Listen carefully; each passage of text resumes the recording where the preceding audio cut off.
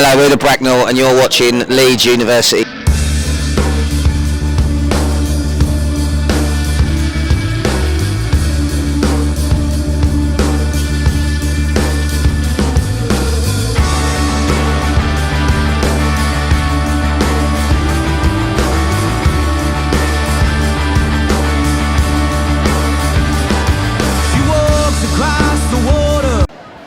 Hi, I'm Imogen and you're watching Leeds Student Television. Today I'm here with the Bracknall. So could you introduce yourselves and your role in the band? I'm Harry, I play guitar in a band. I am Jack, I do a bit of singing. I'm Dan, I'm the drummer. I'm Eddie, I play guitar and piano, keyboards. Love it, okay. And general vibesman. That's important. And so how is the tour so far? I'm aware that you started off back last year in November, so how are you finding it? Yeah, good. We had a big hometown one in London in November. It was great, that kicked us off. And then the album came out in February, so yeah, we've been touring it since then. This is the last weekend, so we're rocking and rolling now, sounding good, loving it. That's so good. And with this tour, playing your album, Falling Out of View, what do you think the reception is of the album? Yeah, it's gone down really well. We're surprised actually, I think, how many of the new tunes people are listening to them, responding to them as favourites. So it's all you can ask for. Are there any differences in terms of the first album, like the reception? Are people loving it the same, or? I think the catchment, obviously we just got more people tuned into us for the second album. Yeah. So it's obviously gone down. It's been a lot. The reception's been great. You know, we got it in the charts, which was massive for us. Really good. Yeah. So yeah, it's been bigger, onwards and upwards. Was there any differences in creating this one to the first one? Was there a different process? Yeah, big one. Yeah. Our bass player left. So Eddie wasn't over there, he was pretty much writing all the bass parts. But we also the first one we writ over 2 or 3 years. Okay. Whereas this one we pretty much did in 10 weeks. Right. Pretty much, hankered down in our sort of studio that we're at. Okay. Pretty much writ the whole album in 10 weeks and then off to Glasgow. So yeah, God, it was quick. Yeah, it was mad. Yeah. I can barely write an essay in a week. Could not do an album. And how did I'm aware that you've performed at Hedgerow House. Sorry, this is wasn't it back in April 2023? Yes, that's quite a while back. Years back. Obviously at the Brudenell Social Club. Are you looking forward to this venue the same? I'm really excited. I keep hearing loads of bands been playing this venue. It's one of those venues that people just talk about, so and there's a big band a few of us are right into called Power White, and they played here a week ago. Yeah. So yeah, well excited, really excited. Heard a lot about it. So yeah. Did you like Hedgerow House? Because that's quite a nice. I've been there a few times drinking. Hedgerow House is cool. It's a different, different tiny little room, sweat box. It was good. This is it's a bit more professional, so we moved up in the world. But yeah, it was nice. great. But this is the one, I think. This is an improvement. Since you guys have a song called Make It Happen, I wanted to ask you guys, what would you like to make happen this year, in terms of your career and with the band? World domination. We won't stop for anything less. Yes, that's the vision. I'd love for us to get big enough where we just can go to Cadbury World whenever we want. Because on the rider, I've been asking for chocolate. Really? And I've only managed to get it a couple of times, and I'm fucking fuming. Get a big bar. Yeah, sometimes I get a big bar, sometimes I get a little bar. You could get your the name of the band on it. You know, you can get it personalised. Yeah, put it on display. Rock and roll shit, not wine. If you got your own line of Cadbury's, what would it be? So I love a whisper. I'd have a whisper. Hold on. Wait, as a fun question, if you were a chocolate bar, what would you be, or your favourite? Sorry, just throw that one in there. Well, I'm a classy bitch. Do you want to pass it along? I'm a classy bitch, so I'm probably gonna be.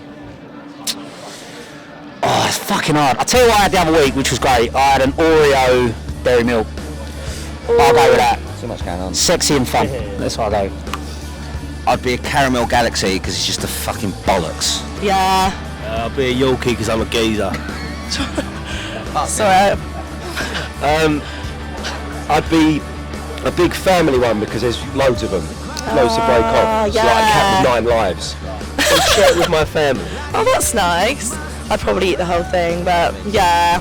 Back to the other question though, what would I like this year? I'd like a pink velour helicopter by the end of the year. I've had that for about 10 years has been my goal. Yeah, it could happen. Can make it happen. I believe you're from, I don't know where you say, but like Essex/East London. I don't know what category. Sometimes it's hard to, you know. We live. Havering.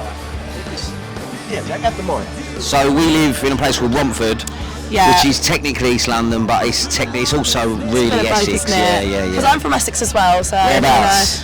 Hockley, like near South It's End. proper Essex. Yeah. Deepest, darkest See, I Essex. can't. Yeah, near South End, but Hockley. But nobody knows where Hockley is, so I'm often like. You seem very nice to be from there. Oh, really? I get a lot of judgment here, actually. People we're judging you right now. Okay, I just wanted to ask you what your favourite thing about Essex is. / East London. I know.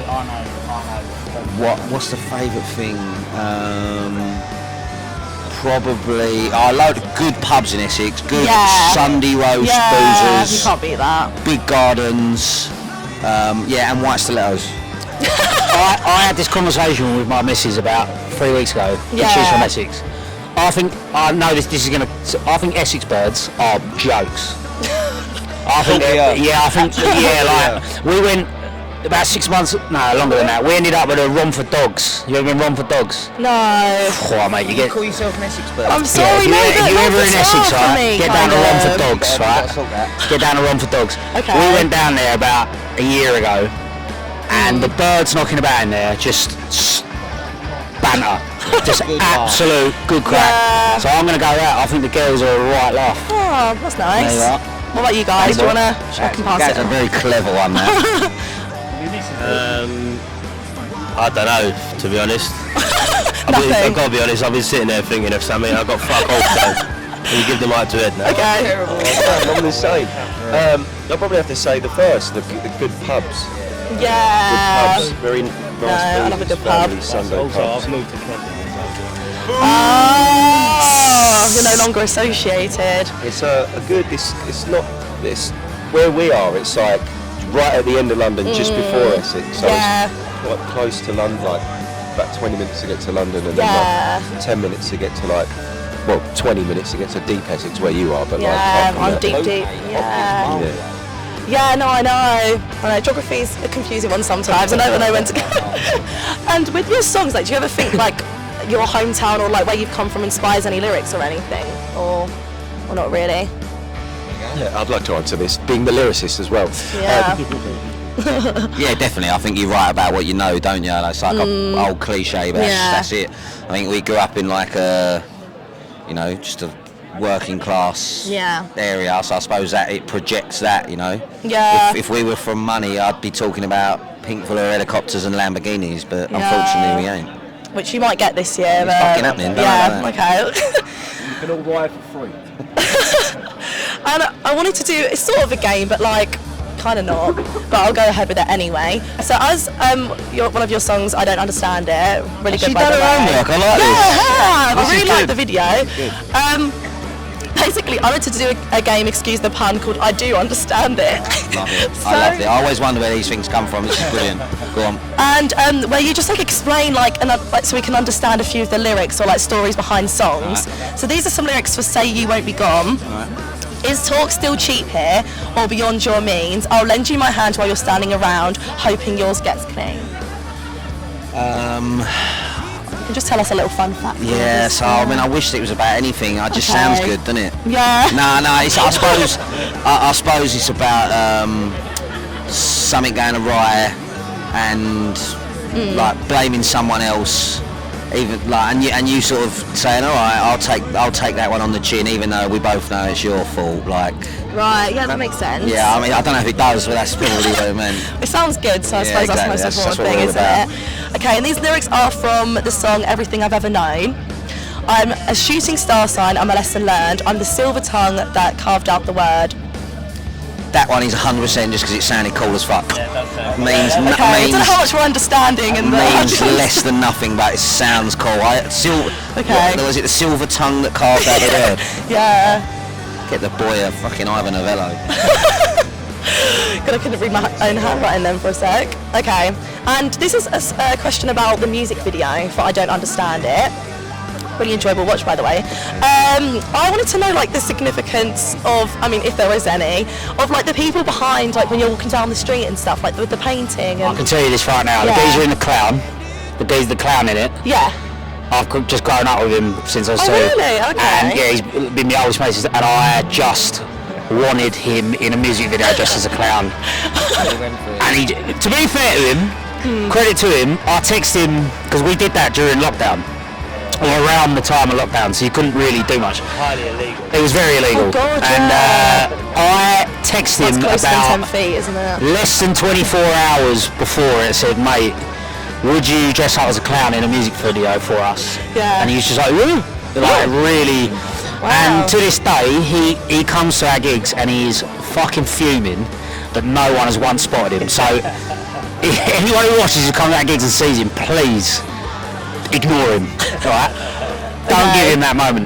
But then, our session bass player who's playing with us tonight, he was the priest. Yes, the priest. Then it had like the end is near sign. Yes. COVID. We did it COVID. Oh, it was. It was very relevant to COVID. Me and Danny Boy were carrying me and portrait. That portrait, again, no real relevance other than that me and Jack are brothers. And when this is a long story, it sounds dark when I start, but it's got a point. Our uncle died. Yeah, but wait, hold on. Our uncle died. We were all buzzing about it, so don't worry about it. And then basically they were emptying the house and our cousin said, oh, you can just take whatever you want from the house. And I took the only thing I knew would piss my mother off, and which was that portrait, which is in the most ridiculous gold framed thing, and that was just sitting in our house. Really? And she was fucking fuming about it. So me and him, there's the relevance to that is just that me and him carried it. And then what else was in it? Eddie Boy set off a flare. I think the whole idea was. It's called I Don't Understand It, and I think we were just being random as fuck. Because you don't understand it, yeah. Just make it look random. Crazy. And then Ed was the man letting the flare off at the end. Yeah. The flare. The thing with the flare, we only bought 2 flares, and the first one I like, demoed it and done it. And I thought, oh fuck, we've only got 1 left now. And people were shouting at them because Harry was just saying it was like in lockdown and people like still the social distancing, couldn't be outside. Course, yeah. They were going to bring the whole bill because we was outside. Oh, really? So this last one we had 1 take, and then that was a take. It was always all in one shot, unedited. Oh wow. Yeah. So when at the end, when Jack's running up, when the cameras went off, he started running. He ran for the whole bill. Yeah. Jumped in your old man. Well, that's so interesting. Thanks, guys. I think we understand certain bits better now. Okay, so thank you so much. That's the end of the interview, really. But thank you so much. Thank you very much. Thanks, guys.